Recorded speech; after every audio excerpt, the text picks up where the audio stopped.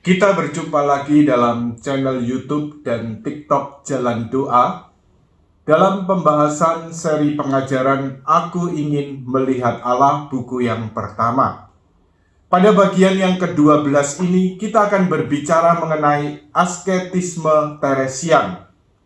Bila pada kesempatan yang lalu telah kita bahas secara umum mengenai asketisme atau yang kemudian lebih kita kenal dengan bahasa yang lebih familiar, yaitu istilah mati raga atau kemudian juga penyangkalan diri, maka kita lihat ketika kita melakukan penyangkalan diri, mati raga, atau juga asketisme ini, jadi tindakan-tindakan askese, ini dalam hal ini kita sadari kita juga mempunyai suatu tujuan.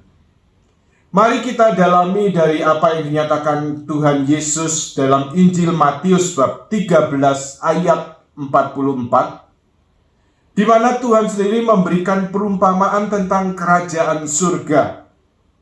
Hal kerajaan surga itu seumpama harta yang terpendam di ladang, yang ditemukan orang lalu dipendamkannya lagi. Oleh sebab sukacitanya, pergilah ia menjual seluruh miliknya, lalu membeli ladang itu. Satu perumpamaan yang diberikan Tuhan Yesus mengenai harta terpendam di ladang. Santo Yohanes Salib dalam karyanya Mada Rohani memberikan penafsiran tentang Injil ini. Jadi harta yang terpendam yaitu Allah sendiri. Jadi ladang ini melambangkan jiwa kita, melambangkan lubuk jiwa kita yang terdalam, di mana di situ Allah bertahta, Allah tinggal. Jadi harta yang tersembunyi adalah Allah sendiri, dan ladang ini adalah jiwa kita. Nah, seperti yang dinyatakan oleh Tuhan Yesus dalam perumpamaan ini, persoalannya, apakah kita sebagai orang-orang Kristen, murid-murid Kristus, sebagai orang-orang Katolik, sadarkah kita bahwa dalam diri kita karena rahmat dari sakramen pembaptisan yang kita terima, Allah bertahta, Allah tinggal dalam lubuk terdalam jiwa kita.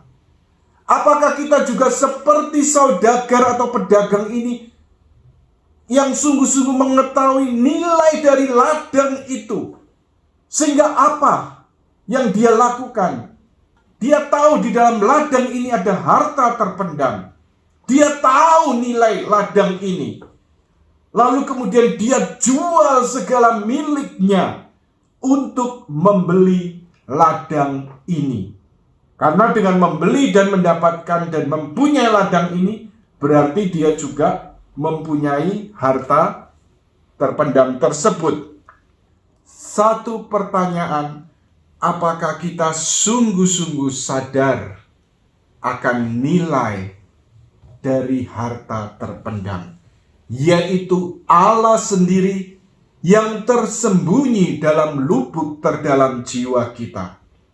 Kalau kita sungguh-sungguh sadar nilainya, maka dengan rela seperti saudagar tadi, menjual segala miliknya untuk membeli ladang ini. Tindakan menjual seluruh miliknya ini, yaitu tindakan untuk melepaskan diri dari segala sesuatu yang mengikat dirinya. Atau yang kemudian juga kita dalami pada kesempatan ini, yaitu mengenai asketisme. Kita akan belajar dari pujangga gereja dari Karmel mengenai asketisme Teresian. Asketisme yang ditunjukkan oleh Santa Teresa Avila melalui spiritualitasnya yang dapat kita dalami dari karya-karyanya. Jadi kalau kita bicara tentang asketisme Teresian, tidak terlepas dari pengalaman masa kecil dari Santa Teresa Avila. Dalam semangat yang menggebu-gebu pada masa kecil, dia bisa meyakinkan kakaknya supaya dapat segera mati dan juga melihat Allah. Dalam pikiran kanak-kanak, dia yakinkan kakaknya untuk pergi ke Tanah Moro Dan di situ dengan harapan supaya mereka di sana dapat menjadi martir. Tetapi penyelenggaraan Tuhan berbicara lain.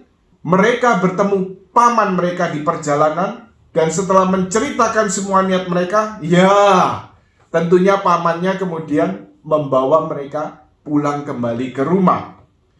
Tetapi dalam hal ini pengalaman masa kecil Santa Teresa Avila ini kemudian menjadi suatu rema dalam hidupnya. Untuk melihat Allah, kita harus mati. Nah, mati terhadap apa? Mati terhadap diri sendiri, mati terhadap kehendak sendiri, yaitu melalui kematian perlahan-lahan terhadap egoisme yang dilakukan lewat penyangkalan diri terus-menerus, supaya sudah di dunia ini orang masuk ke dalam pergaulan yang mesra dengan Allah. Walaupun Santa Teresa Avila dalam spiritualitasnya mempunyai satu tekanan bahwa doa adalah persahabatan dengan Allah, primat yang terutama dari spiritualitasnya adalah kehidupan doa. Tetapi Santa Teresa Avila dalam spiritualitasnya juga tidak lepas dari kehidupan asketisme.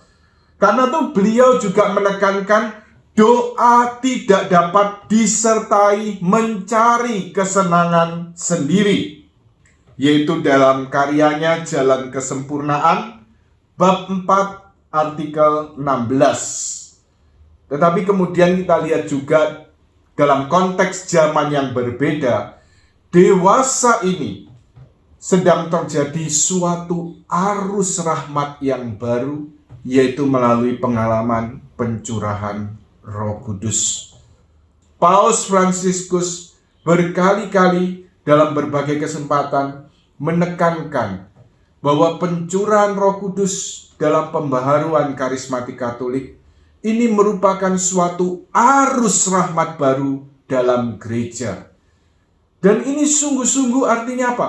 Membawa satu kehidupan yang baru dalam tubuh gereja, di mana banyak orang setelah mengalami kehadiran baru dan kuasa Roh Kudus secara baru, lalu mengalami perubahan-perubahan, pertobatan yang dalam, lalu mulai juga menjalin hubungan pribadi dengan Tuhan melalui doa, bacaan kitab suci, penghayatan sakramen menjadi lebih hidup, kemudian hidup dalam persekutuan atau komunitas, lalu juga terlibat dalam pelayanan dan juga evangelisasi.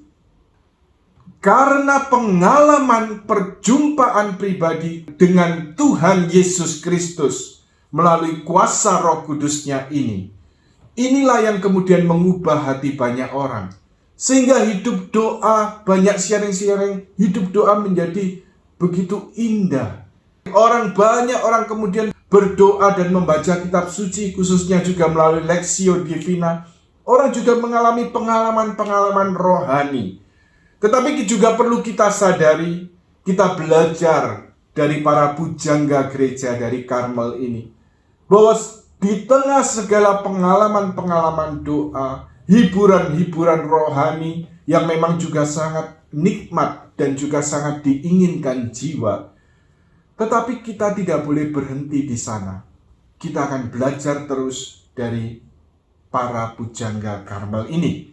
Karena itu kita lihat juga pentingnya asketisme dalam kehidupan rohani, dalam kehidupan doa. Dan ciri khas dari asketisme yang ditunjukkan Santa Teresa Avila, kita lihat ada 3, dan kita akan dalami satu demi satu. Yang pertama adalah asketisme mutlak.